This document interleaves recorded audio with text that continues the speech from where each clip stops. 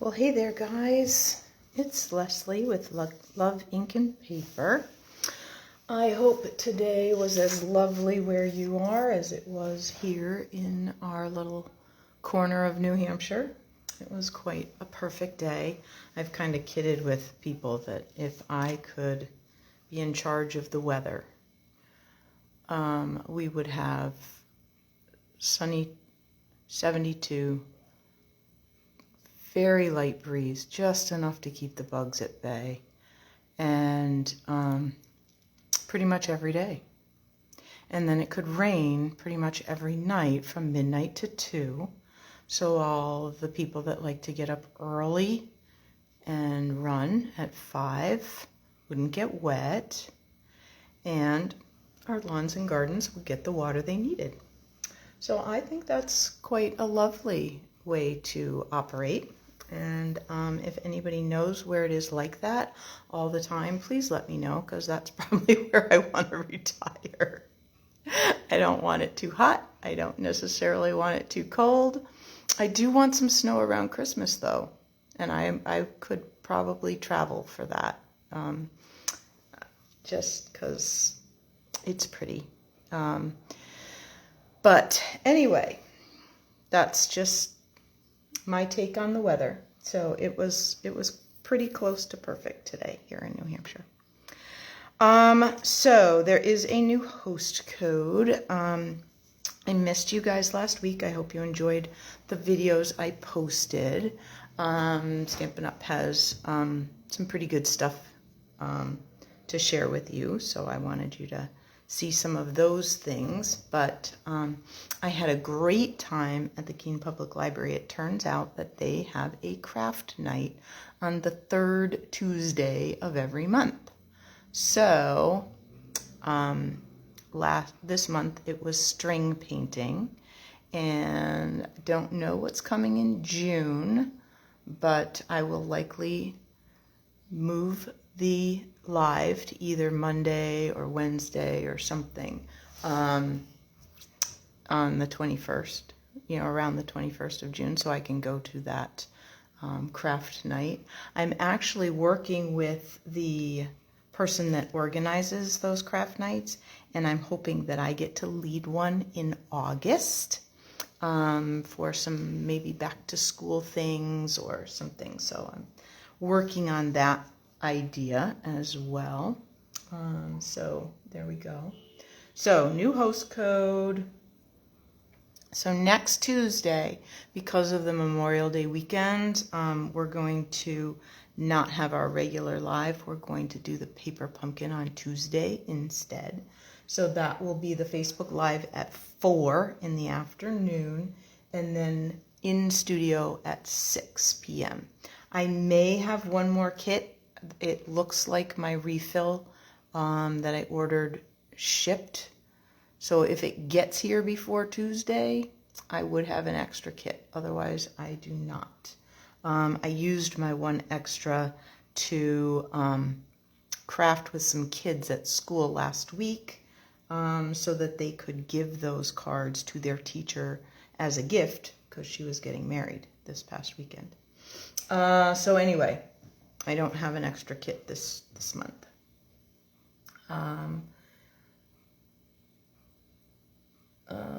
Okay, so next monthly card class is June 8th, okay? And you can, if you're more comfortable crafting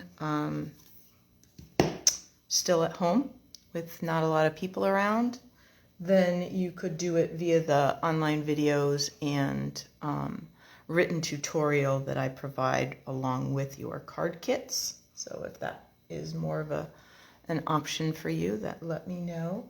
Otherwise, I do it in studio at 2 p.m., 4 p.m., and 6 p.m. Okay, so June 8th is the next one coming up. All right, so I told you we were going to do torn edge masking, or maybe I didn't even tell you that, but that's what we are doing. So let me show you this first. Whoops, let's move this out of the way. Okay, there we go. Oh, I almost forgot. You still have some time to get the next paper pumpkin okay? Pick of the crop. There is a little muslin bag, and really fruit and summer kind of themed cards, but there's a little muslin bag that will hold 1 or 2 cards maybe that would make for a cute gift for somebody or something. Anyway, you have time to sign up if you haven't already, okay? All right, now we're ready. Okay, so this is the card that I wanted to share with you. I had a sample. I might have even sold it. I'm not sure. I don't see it. It's not popping out at me. It was a crushed curry base, and I had done this kind of thing, but I had done fall kind. I had blended fall kinds of colors, the yellows and like probably Mango Melody or something in there, and then stamped leaves in brown, and it looked really pretty. I just don't know. I couldn't put my hands on it today. It could be gone. It was a really nice card. So anyway, this one is a little more monochromatic, all in greens, and I did Pear Pizzazz on the whole thing, and then I just along one edge went a little darker with Old Olive. Then I used Mossy Meadow to stamp, okay? And this, so the stamp set I used for the greenery is the Forever Fern, and that carried over, so that's in the current catalog. And then that thank you came from Lovely and Lasting right here. And I've got something else to show you with that too. All right. Let's see here. Okay. All right. So let me just kind of show you what happens. So this one I've already done. I've kind of played a little bit differently with it.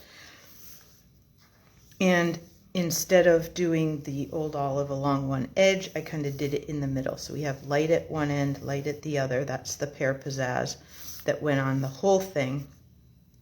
And then a little Old Olive in the middle, okay? So what I did with this one is I pulled off those masks before I stamped the greenery. But I want to show you that you can do it the other way. You can leave the masks in place and stamp your greenery. Okay, so we'll just grab my Mossy Meadow pad and some greenery like that. I might even do a little bit lighter there, and then here, and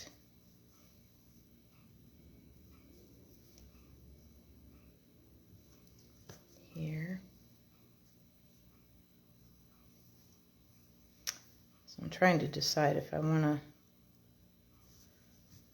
lighten that one a little bit. So I'm kind of just playing around with my greenery here, and I think I'm going to add a little of this. Okay. So we've got some other greens in there. Okay. All right, so then what's going to happen is these obviously are going to be masked off. So then when we remove the mask, your greenery does not hang over into the white space.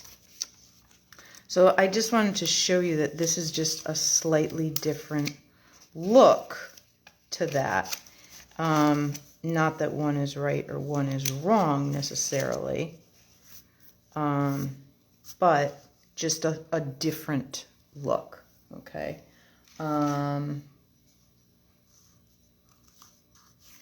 Let me grab, I'm looking around, I don't have, yes I do have a block. I just have to take something off of it.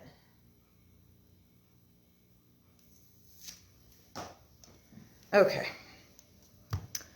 so we'll take this shape right here because I happen to have the punch with me. So I don't know about you, but when I'm using a photopolymer stamp that could get twisted out of shape, sometimes I want to twist things out of shape. Sometimes I want to add the words in an arc or something. But if I want the form to stay true to its shape so that I can punch it with the coordinating punch, I want to just let that stamp fall onto my surface and then pick it up with my block so I'm not accidentally pulling it out of shape. Okay? All right, so we'll use Mossy Meadow here, and I will just travel around and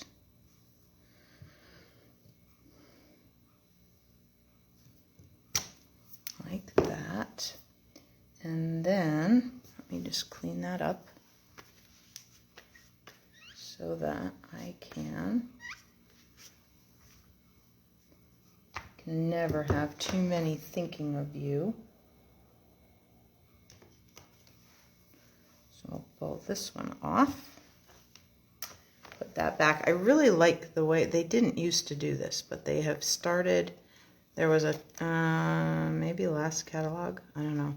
There was a decision not to continue printing the acetate sheets and to print the stamp images on the inside of the case liner so that you can just adhere your photopolymer stamps right to the inside of the case. I like that better, I think. Okay.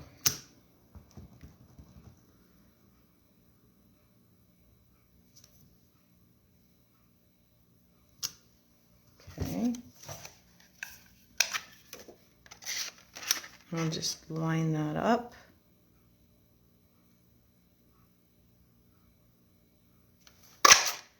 Punch it out. And use some dimensionals and pop this up. Okay.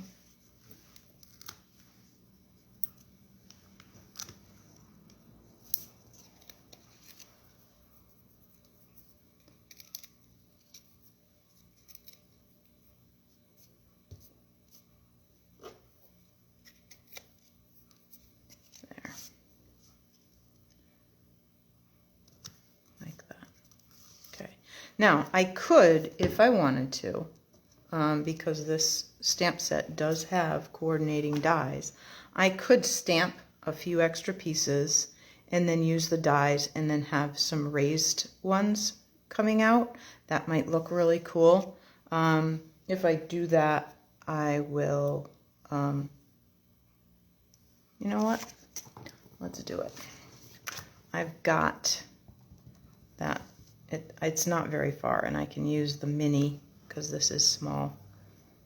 And let's do one of each of these. Put them far enough apart so that I can get them both through the mini. It might be a little wide. I might have to trim this. There, that'll go through. Okay. Hang on. Grabbing the mini. All right.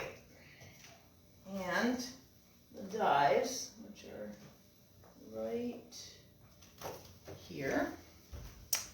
Not too far. And I should probably close this or we will have Mossy Meadow ink everywhere, which would be bad. I think this is the right one. Yep, it is. Okay. Now, I have found with the mini that it cranks pretty hard, so you may get a wobble, so hang in there. I have also found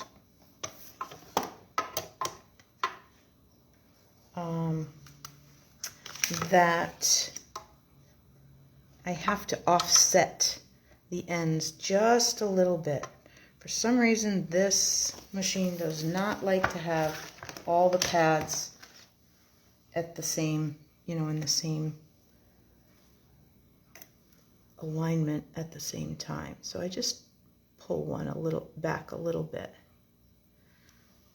Now there is a magnetic plate coming for the mini.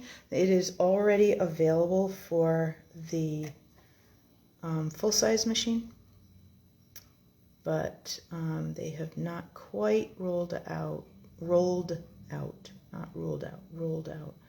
the mini one. So I think that looks pretty good, except it keeps sliding on me. There, that's better. Okay, I think that's pretty good. I'm going to grab a couple of pieces of washi tape and just put them to just kind of, whoop, now that one's really off. Let's fix that. Okay. Like that. And then we'll put our top on.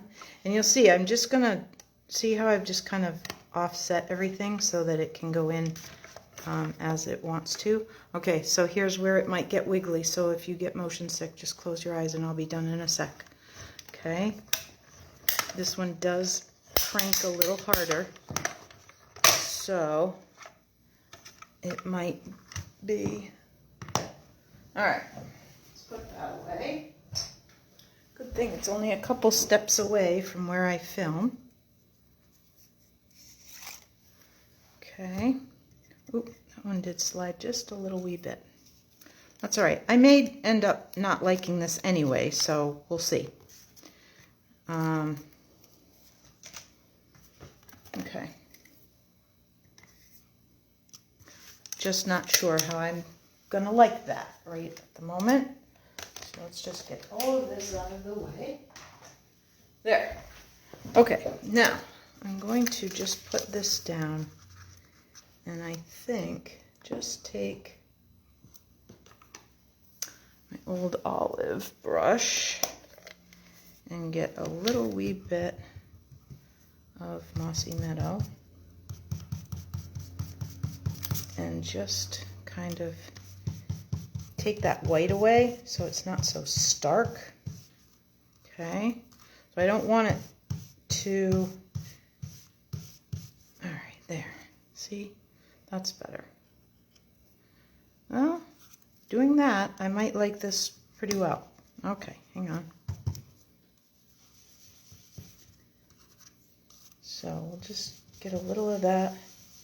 I'm gonna go home with green fingers, but that's okay. There. So that way it's just, it blends in a little better. Okay, I'm gonna like this. I didn't know I was gonna need to do that, but you know, live and learn, right? That's what you get when you are stamping with me and it's crazy like this. And I hope that you enjoy seeing the process, the way that I sort of work through things. And maybe I save you a little time because you go, oh, she worked through that, but I really like the way she did this part or that part or whatever. Okay. So now we can put some little, I know they're mini dimensionals, but I like to call them baby dimensionals. They're so cute. So we're going to put a few baby dimensionals on this one and kind of line it up with that so that now it does stick out, but it's got some dimension to it. And I'll show you the difference with that other one. So let me get some dimensionals. Whoops, all my little ones are off of there. Do I have any more? Oh, yes, I do. Okay, but I can also use some big ones. Like that. And a couple like that. I think that's good. I had one more spare. I could have probably put it on there, but this should be fine. Okay. So any of you guys sports people, now I will tell you I don't usually watch the Celtics, but when they're in the playoffs, I do try and pay a little bit of attention. Okay, it looks like we're going to kind of tuck this one kind of under here. There, like that. Okay. So now you've got some dimension to that, which is different than this one. Okay, so a little bit of a step up. okay? Still coming out. Now, if you like everything lined up with those edges, go with that. That's totally fine. I really like the way sometimes things kind of leak out. All right, so let's finish that card using a Sahara Sand base and a layer of Mossy Meadow. Okay, so just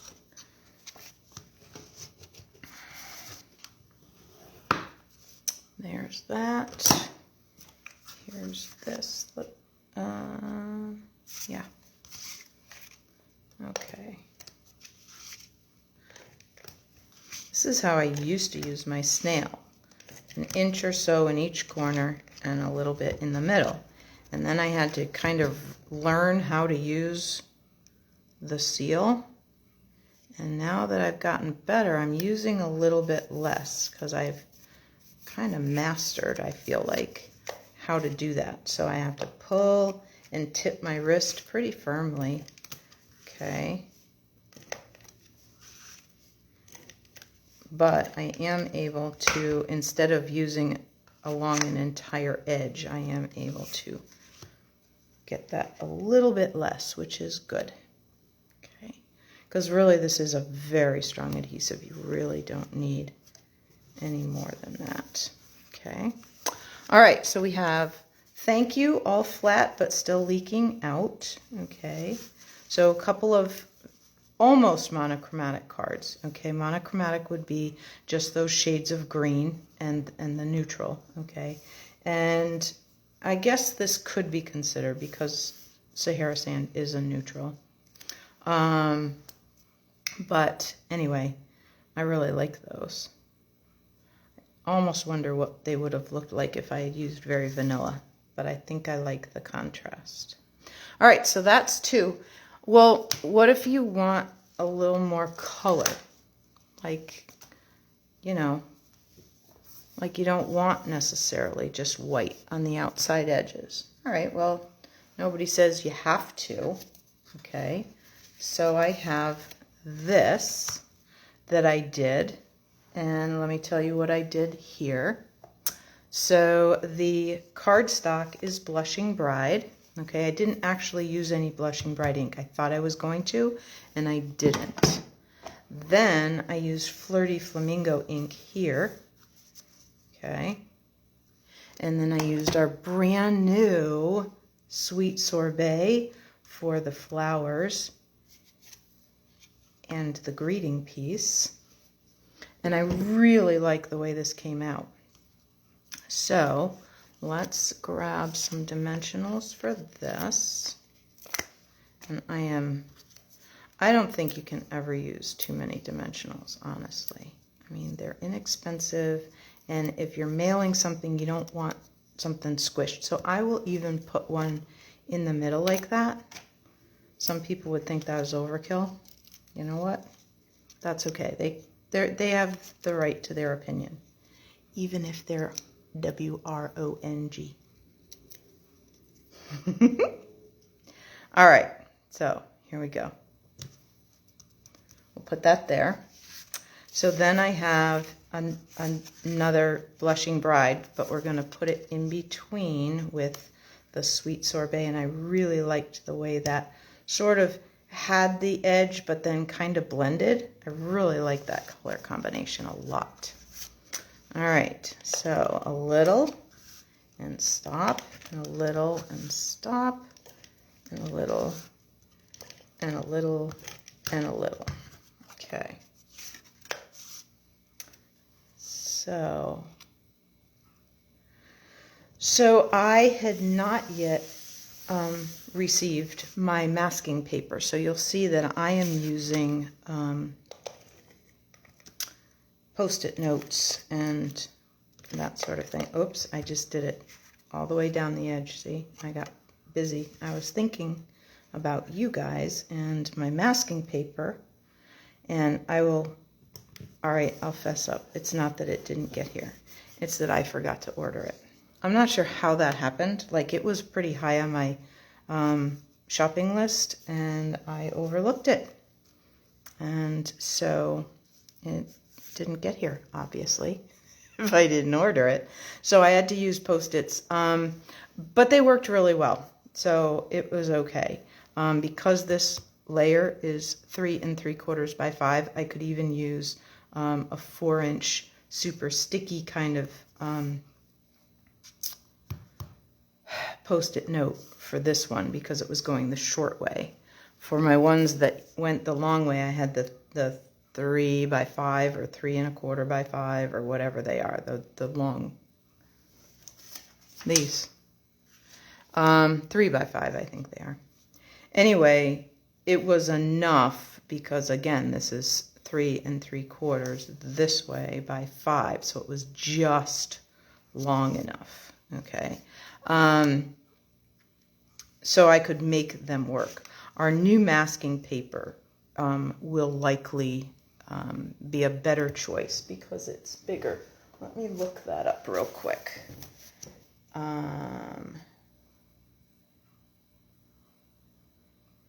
Might be in specialty paper, might be under adhesives. Let me try adhesives first. Not under coloring tools. Let's see. I'm still learning the new catalog. Hang in there with me.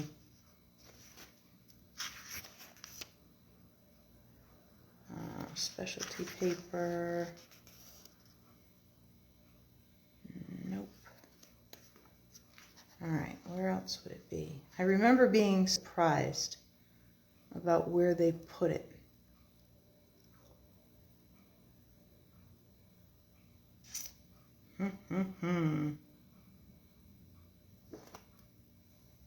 Well, let me go backwards from here. I know it won't be with the dies and it won't be with the punches, but let's stop long enough. We're not going to get distracted, but I am going to show you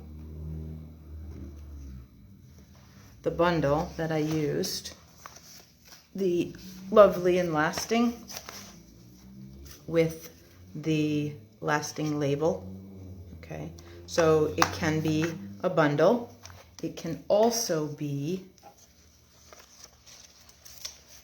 a suite. It's part of the Lovely and Linen suite, which it includes the Lovely and Linen Designer Series paper and the Quatrefoil tile embossing folder.